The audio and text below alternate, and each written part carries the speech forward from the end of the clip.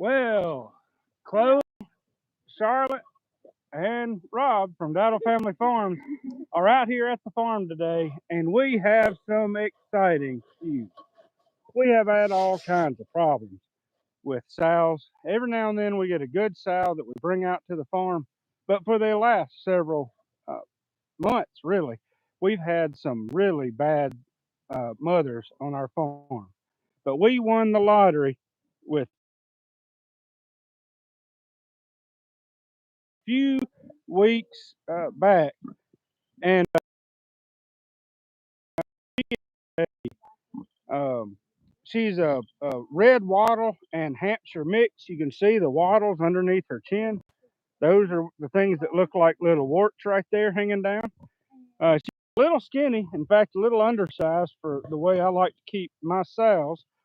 But she had 8 piglets. I came up to the farm yesterday, Sunday afternoon, and saw these little things out here, and they were incredibly cute. She's been a great mother so far. And in fact, you can hear her getting a little excited that we're this close. She knows and trusts us, but she's never been around us with piglets.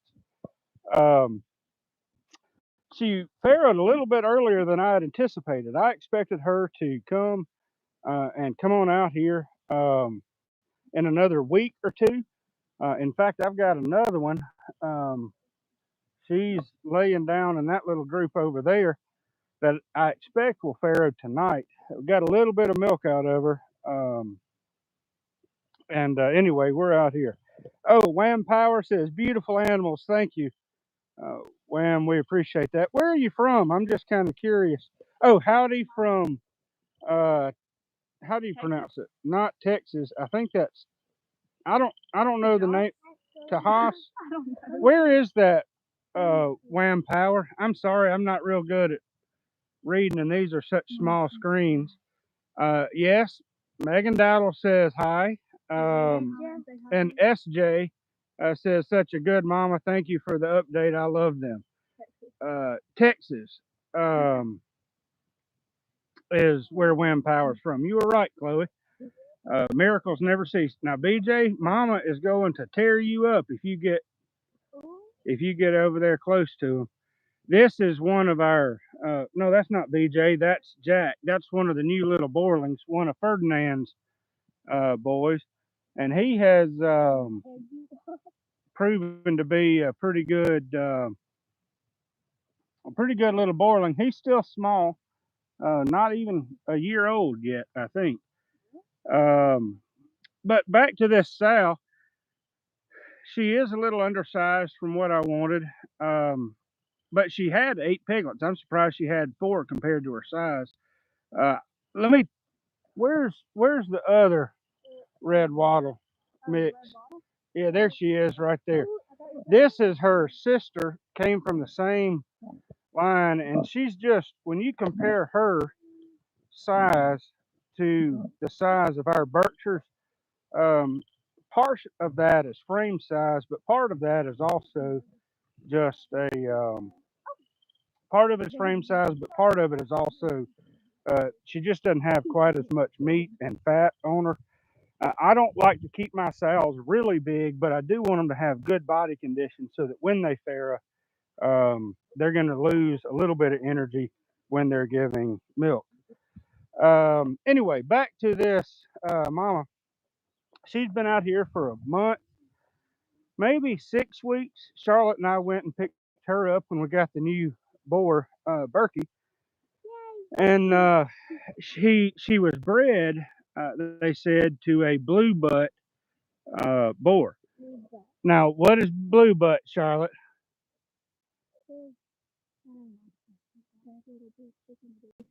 They have they have blue streaks on their butts, just like those 3 white or pink ones with the little blue streaking there. Hey, y'all stay back from the nest a little bit, okay? And the blue butt is a cross between a Yorkshire and a Hampshire, and so these piglets here are half Hampshire, if what I understand is correct. If she's a really a pure half Hampshire and half red wattle. And the boar, again, was a blue butt, so half Hampshire as well. So all that to say, you see see that little black one right there. You can see one little wattle hanging off its left cheek as it turns just under the ear. Let me see if I can zoom in there. Well, he's turned. Oh, he's got a wattle on his right side too. That's the only one I've seen wattles on.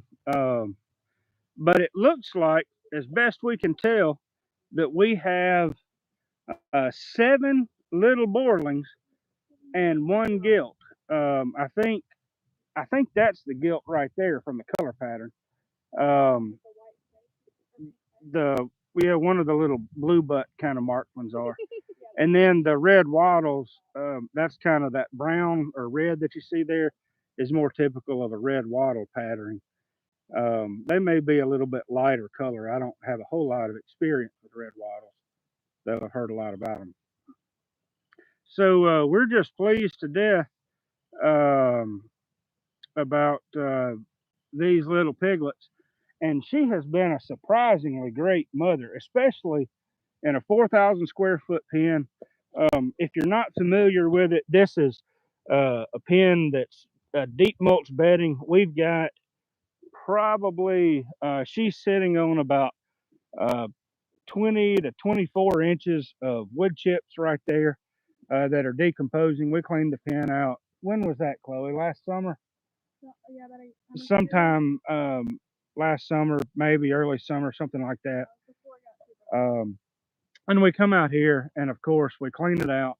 We put more chips in there, and then add chips as the pigs are in here. Most of this herd of pigs is going to go to one of these fields over there planted in our warm season cover crops. Um, and we'll show you more of those later. But right now, we're just tickled pink to have all these.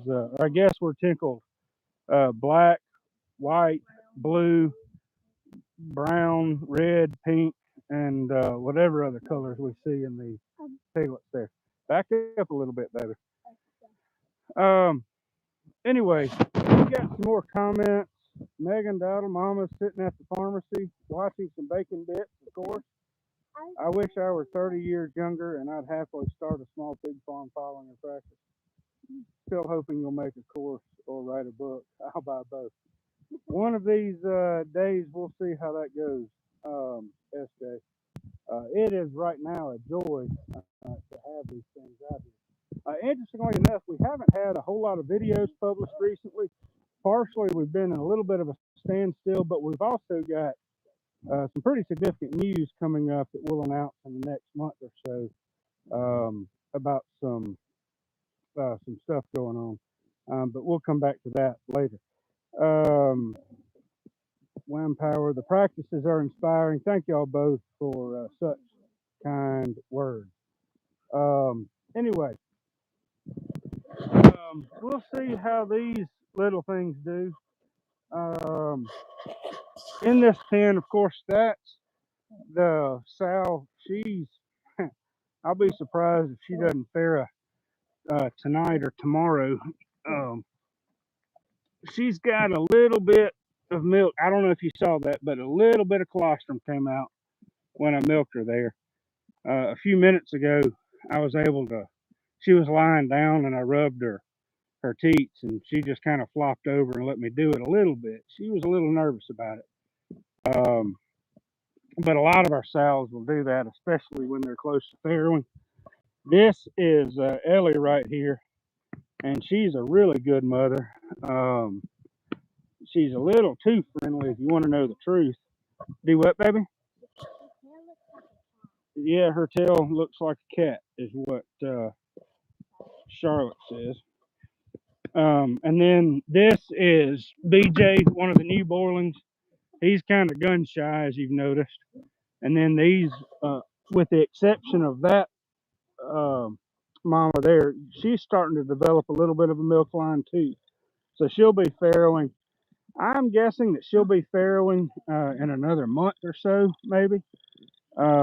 just kind of comparing the milk, her milk line, how thin it's developed compared to her sisters. But then each of these other sows are gilts. Really, none of these others are sows in here.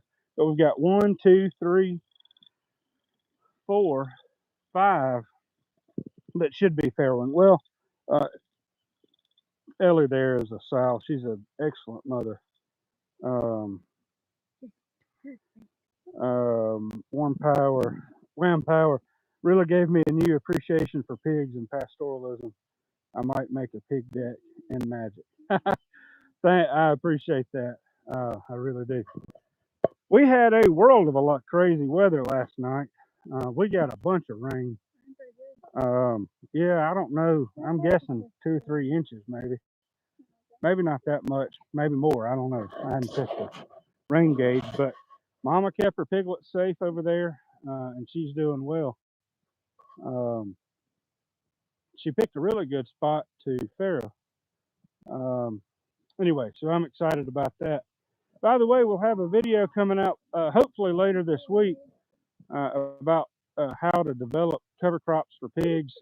Interview a guest to help with that part of the video. So I think um, you'll like that as well.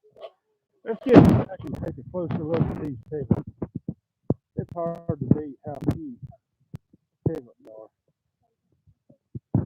Let's just be real. Most people are watching this because they like to see the piglets, not because they like to hear me talk. Yeah, so she's done real well.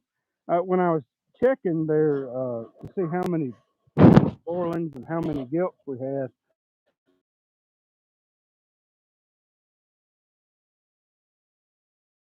have, um, they look real small, but surprisingly enough, they're real heavy and thick muscled for this age. You know, they're less than 3 days, but 2 days. I don't know if you heard, but she just squirmed.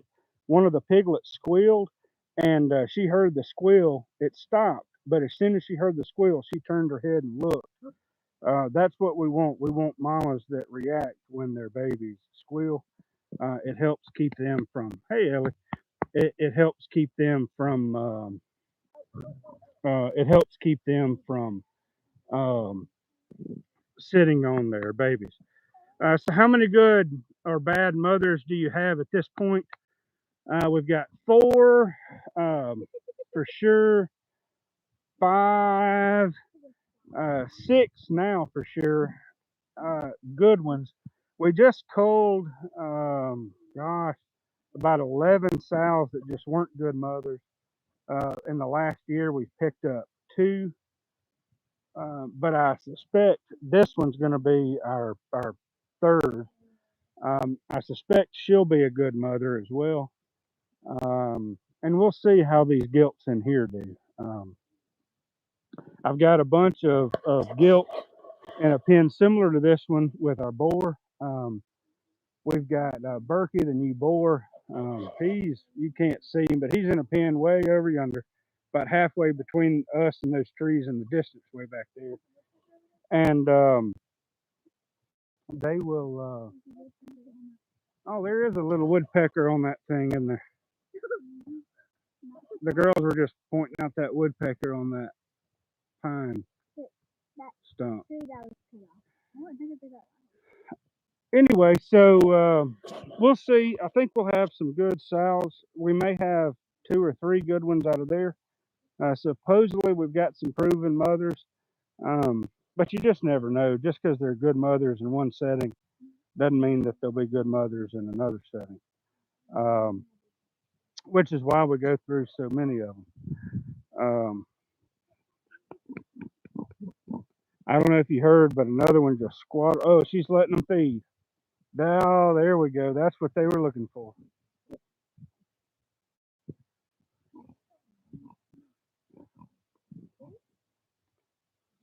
If Ellie doesn't get out of the way in a minute, she'll chase him out of the way. See how y'all hear the grunting?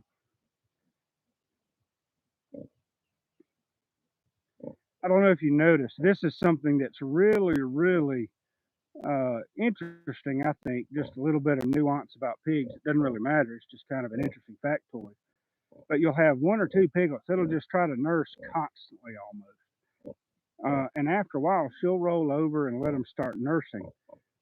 Other piglets, like this one right here, is just now starting to come around. But as soon as she starts grunting, if they're not there and if they're on her opposite side, like the back over here, they will, as soon as she starts grunting, they come over and they start nursing. It's just really a really, really fascinating um, kind of way that they communicate. Those deep grunts, um, they just amaze me. SJ, I'm in Colorado, the flat side, and we don't have the lush landscape that you do. It's pretty much sage and dry land here. I don't think animals of any kind like it much. I don't either. Um, yeah, that dry land of Colorado, it's been, gosh, I guess I was a teenager when I was there last. Um, Look at those things, how aggressively they're nursing. Um, I was a teenager when I was there last. Um, but there can be a good bit of stuff grazing. Um, they just don't have anything near like the stocking densities that we do here. Um, but yeah, pigs are incredibly smart. It's amazing. Um, it's amazing how much they pick up on human behavior and body stuff too. It's amazing. I can do one wrong thing with a pig, and they'll remember. They may forgive, but they'll remember it, and kind of stay kind of wary of you if you do the wrong thing. And it takes a little while to train them on good behaviors, but it works out quite well a lot of times. I don't know if there's anything better. Hey girls, can y'all get over there and count her teats? At least the number on the top row. Don't get any closer, Chloe. Um,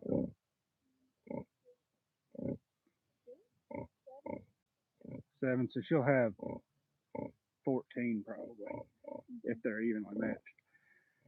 Uh, Back to the number of piglets. A lot of times there's some studies have demonstrated that uh, swine nutrition, especially when the sows are conceiving, uh, often are very predictive of how many piglets they'll have. Not how many, but if they have plenty of nutrition, see those grunts getting faster. If they have plenty of nutrition while they're conceiving, conception rates will be higher for that pig than if they have lower conception rates.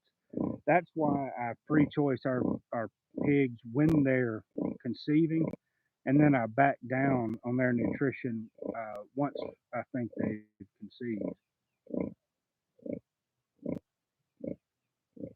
That to me is just one of the most beautiful sights.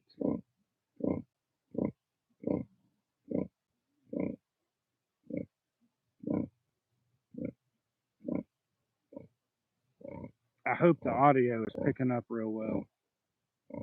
We'll see.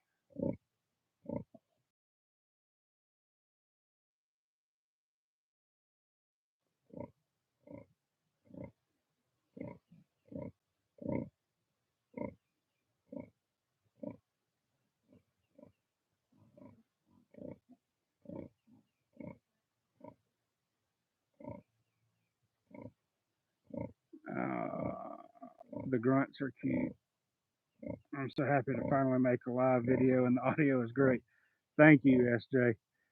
You know, it's funny. I probably ought to try to schedule some live videos a little bit more frequently. Um, we just don't. It's kind of hard to plan them sometimes, and this just happens to be a last minute kind of thing. The girls and I were here and um, waiting on another one to get back from choir, checking on pigs, and thought we'd make a live video. So, oh, we got XX. Sounds good. Looks fine. Thank you for joining us. Where are you coming from, XX? I'm kind of curious where everybody's from. Wim Powers, Texas, SJ's, Colorado. Those are the main ones I think that have been, and Megan, of course. Um, Toronto. Ah, Toronto. That's isn't that on the western southern side of Canada? I am so embarrassed to admit that I have a difficult time getting the provinces in Ontario. Elizabeth Rogers, Alabama. Well, we're neighbors. We are. The Alabama state line is about 4.5 miles that way. Of course, you're probably not in that part of Alabama. Every time I hear X-ray, I think of Elvis. Yes, it's the capital of Ontario. Man alive, I'm so glad that I got that right. I would have hated to have embarrassed myself and gotten it backwards. Huntsville, Elizabeth Rogers. Oh, I think you may have been on before. We've got some friends that live in Huntsville. In fact, these little girls with me here, we're in Huntsville. I'll quit acting crazy. These were in Huntsville this past weekend. They abandoned me for about 4 days. It was only 4 days. Yeah, You had the option. but Well, yeah, you did. anyway. They've gotten Uncle Bubba. But yeah, we're real pleased. Oh, wait. You can tell that they've quit getting much milk. The sows, when the milk's flowing real well, I think they start grunting more. And you can tell by the way the piglets are nursing that that they've kind of stopped. Not just because she's gotten up, but they're not as aggressive, and they're just kind of sucking or suckling. And it's as much as anything, I suspect, to produce oxytocin to help uh, produce more milk. Oh, you can see that little wattle on that black pig right there, right under its ear. There's a little. It looks like a little wart there. If it's profiled correctly. Anyway, so oh me. Well, we're gonna sit here and watch these piglets. I'm glad we actually got them nursing.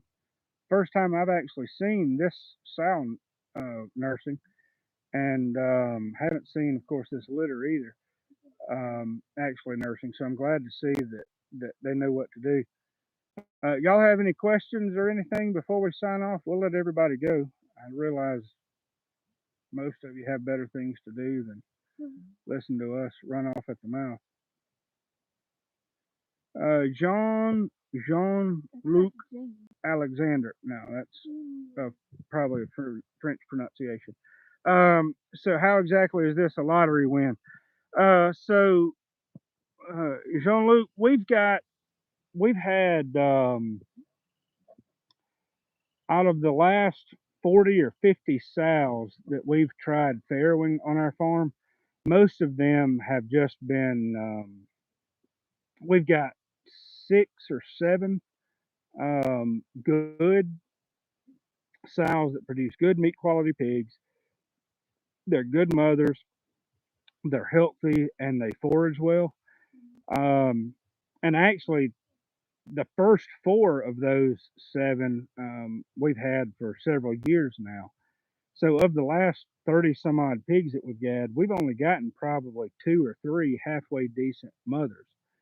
Um, so it's that's why I say it's a lottery.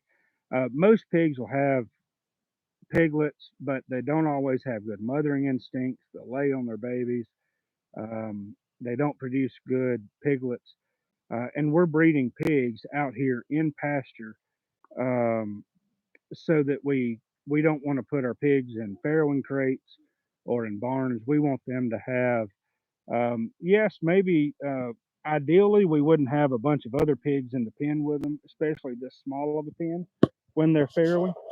Um, but we want them to be able to make nests for their piglets, to take care of them, to keep them warm, to produce a lot of good milk, and have high numbers of babies. Now, 8 is respectable for pasture-based systems, but our best sow, her average weaning number of pigs that she weans without any intervention is 11.8 per litter, I believe.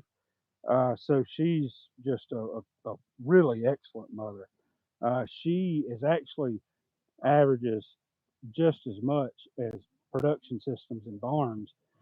I'd be willing to bet if you count weanings, not just how many are birthed. Um, so, good mothering instincts are really important. Most of the time, you'll see uh, comments of we'll get comments on our YouTube channel. How do you keep mamas from squashing babies? And good mothering instincts help prevent that right there. They will um, they'll slowly lay down their backside and then their front side, and if they hear a piglet squeak, they'll stop. They may jump up. They'll move over and slowly ease themselves down and call their babies to them.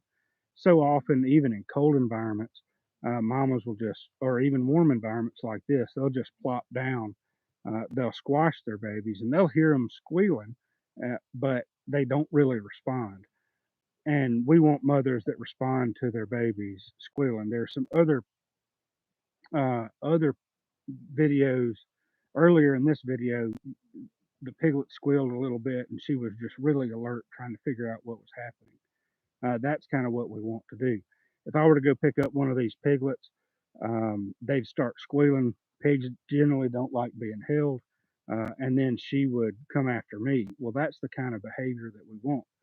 I'm just a few feet from her now, less than 10 feet within reach.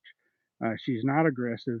She trusts me, but I do want her to respond when her piglet's squealing, not only to help with predator issues, but especially, if she's or another pig is kind of tromping on them or squashing them. That's why we look for good um, mothering instincts. Um, mm, I'm certainly happy for you. I appreciate that, Jean Luc. I hope I'm pronouncing your name right. I'm just assuming that's kind of a more French type pronunciation. My redneck southern drawl probably is not pronouncing that quite right. Um, Kansas Plains whitetails. I just got two pigs over the weekend for 4-H. I got a spot and a Hampshire Chester White Cross. Good deal. We've got two spots over there in our pigs um, that we're trying out. I've raised old spots before. One of them is a gilt that's just being bred, and the other one is a good sow, supposedly. We'll see how they do. But spots are really good pigs. Um, if you're familiar with breeds, well, these are half uh, Hampshire right there, but they're Hampshire red wattles. That is a Hampshire Berkshire cross that came from our Berkshire boar, Ferdinand, and our best sow, who's mostly Hampshire. So they're really good pigs as well. And then Chester Whites. I've got one Chester White. I bought 8 piglets and sold the rest. I kept one. That's what you're looking for. I don't know if y'all noticed, but this is a little Borderling BJ that's about to get his butt torn up. Back up, girl. Get out of the pen. What the reason, and I'm not intervening, but that's the importance of some of the good mothering instincts right there that you can witness. The Borlings or boars will come up to them right after they farrow and try to breed and do some rutting behavior. I'll spare the details, but it happens with some regularity. The boars, most of the time, they're not trying to kill piglets. People will tell you that the boars will kill the piglets. I've never had any problem with that, but I've only had 8 different boars on the farm. Most of the time, the boars are protected, but as soon as they farrow, the boars will come around and try to breed. And what we want is that mother sniping at the boar. And in a minute, if he keeps on, she's probably going to get up and chase his butt off. Um, um, pigs tend to communicate fairly harshly. And he got the message. It took him a while, but see, he's about to do his rutting stuff, trying to impress her, and she's having none of it. But anyway, BJ's about to get torn up if he doesn't leave. Um, um, it's the French way. I'm glad. Well, at least I had some attempt at pronouncing it right. Um, well, BJ over there and Jack are about to get into a fight. They tend to fight a good bit. We do keep our boars together when they're raised together. These two will be together their entire lives. Um, we can talk about more on that in other videos. Um, so, how many pigs do you like to keep at a time in total on your farm? Right now, if I had the market for them, I would keep probably 100 pigs on the farm. I'd keep 1,000 pigs on the farm. The most we've ever had was a little over 200 at one time. That's a long drawn out story. That was not intentional, but a boar got a hold of a bunch of other gilts, and we had some issues there. Usually, I keep 10 to 20 feeders on the farm, a bunch of breeders, and then we sell a lot of feeder pigs. Those seven boarlings right there will probably be sold. We've got a buyer for them already. Um, so, in an ideal world, I'd like to have 50 to 100 good breeding sows. Um, we would finish about 50 of the feeder pigs a year for our purposes in our local market. And then we would sell the remaining um, uh, 500 to a couple thousand feeder pigs to other customers. Um, so we're still trying to keep that sorted out. Are you pasturing them or using them to flip your woodland? We do both. Um, Jean Luc, I don't. Just to give you an idea, really briefly, this is the pen where we train our pigs to the electric fence. It's 4,000 square feet. It's a deep mulch bedding. There's 2 feet of wood chips here. As they decompose, as the pigs manure it up, we put more wood chips in here. Um, we don't have a whole lot of really good pasture right now. Actually, we just now got some good pasture over there, cereal rye. We've got about 4 acres of it. So we'll move the ones that are not about to farrow into those wooded lots over there. Not wooded lots, into those pasture lots where we've got the cover crops growing. And then we'll cycle them through the cover crops. We do run them through the woods from time to time. The wood lot directly behind us here is one of the areas where we move them. We've got 10 acres of woods right there that we'll put them in the fall for acorns and stuff. And then that this is a 6 acre woodlot around us here. Usually we just give them access to smaller portions of the woods as shade for their pasture paddocks. Um, but we do use them in the wooded lots, just not quite as effectively as I'd like to. Um, we've got cross fencing in that 10-acre lot, and we're constantly dealing with uh, trees falling down on the fence and shorts. These are younger wooded, uh, younger forest woods right here. And so as the trees get bigger, they're real thick. A lot of the trees die out and they just keep falling over. So that's the main reason that uh, it's just really hard to keep fences straight. I do plan on doing some larger, like we can put about a couple different 20 acre, not 20 acre, um, a 10-acre block right here, and then another 5 acre, 10-acre block back over there on the other side of this one that we can use for the pigs. And that'll give them a lot of room to roam, clean up the woods, get some forage out of there, but not really cross fence it, primarily because I don't want to have to deal with um, I don't want to have to deal with the mess. Kansas Plains whitetails. Do you think you will ever get into getting a deer hawk boar? Interestingly enough, I talked to someone last night about a deer hawk boar. Um, I tried to find some deer hawk sows and boars. The lady that I'm looking at getting them from, she's actually she's a really good pig producer. She's the one that this mama came from. The new deer hawk boar that we got came from, and I don't know where. I guess it's on the other side, and that other uh, one came from over there. So I think we will be getting another deer hawk boar. I think she's got two or three deer hawks.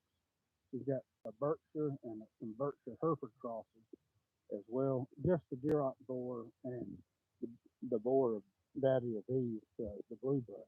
And then she's got 9 sows. And that, um, if we can work it out, I think that we'll be doing grabbing those. Um,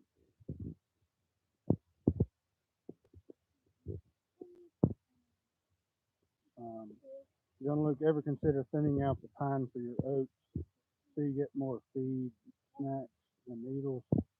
You could always chip that pine for bedding long term. Actually, believe it or not, it's maybe hard to tell. We've done that some, Jean-Luc. It's just really, really costly or labor intensive.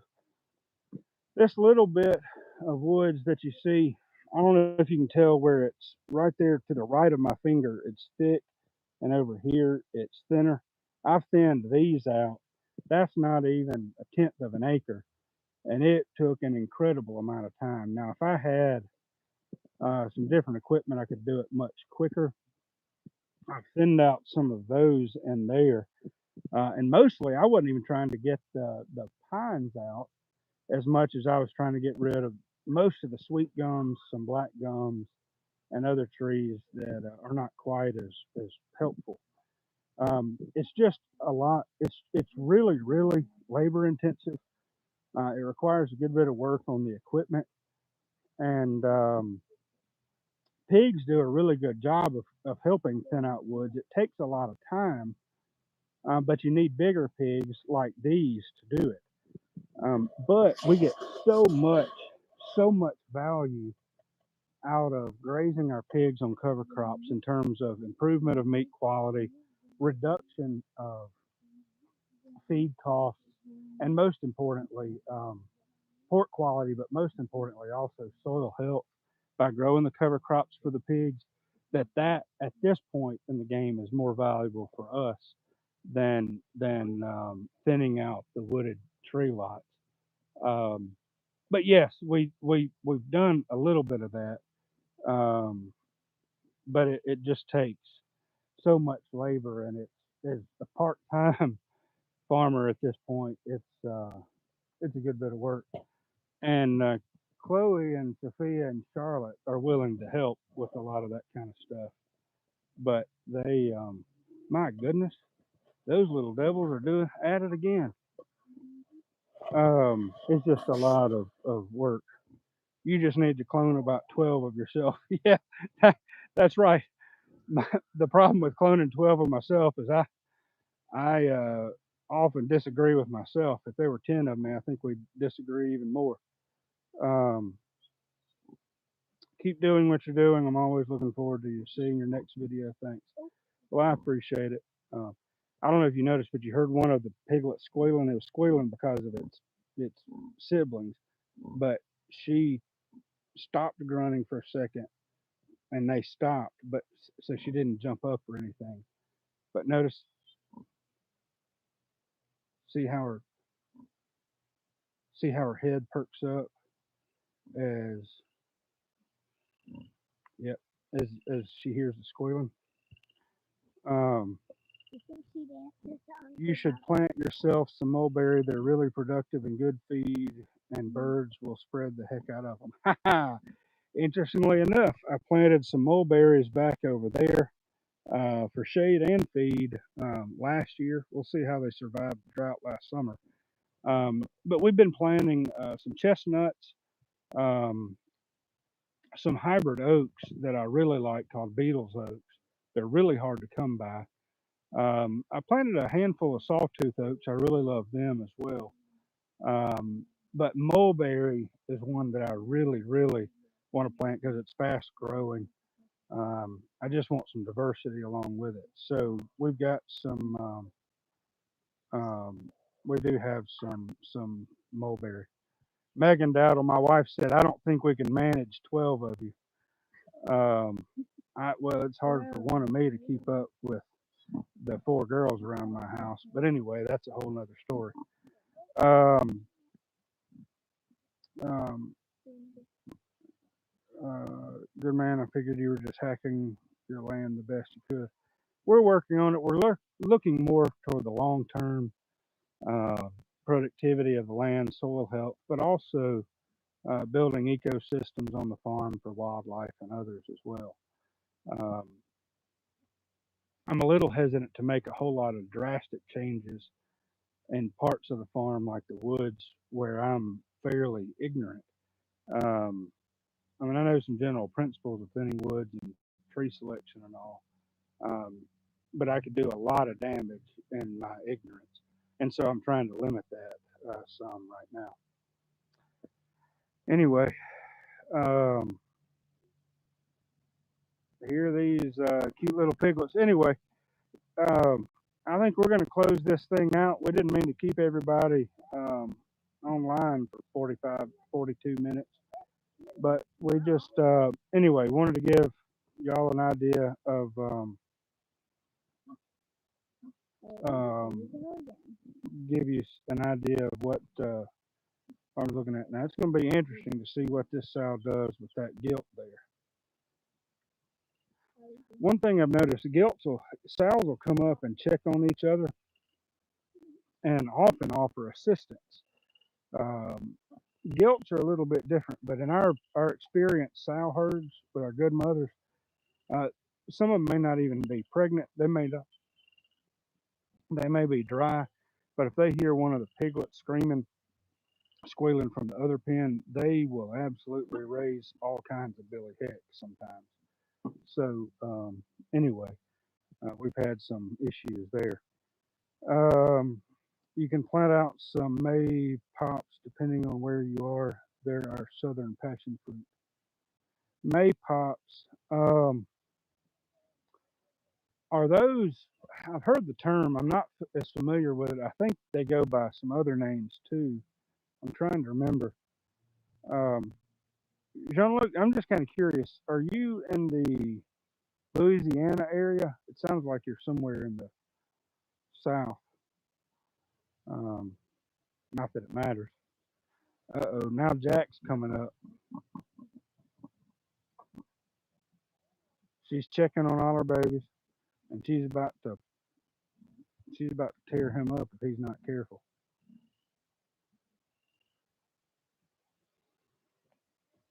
Florida. Okay. Anyway, all right. Well, we're gonna head on and see what we need to do here. We've got some other animals to feed. Y'all take care. Oh, I'm from South Alabama, but moved out Florida way. Good deal. Good deal. Um, we're gonna get out of y'all's hair. Hope y'all have a good evening. Thanks for stopping in. Thanks for watching. Um, and we will pick you up next time. We should have, like I say, some videos out in the next week or so. Um, really excited about this interview that we've got coming up on cover crop mixes. We recorded today. Y'all take care. Have a great day. Great day. Thanks a lot, Jean-Luc, Megan, and whoever else has stuck with us. We'll talk to you next time. And there's Charlotte.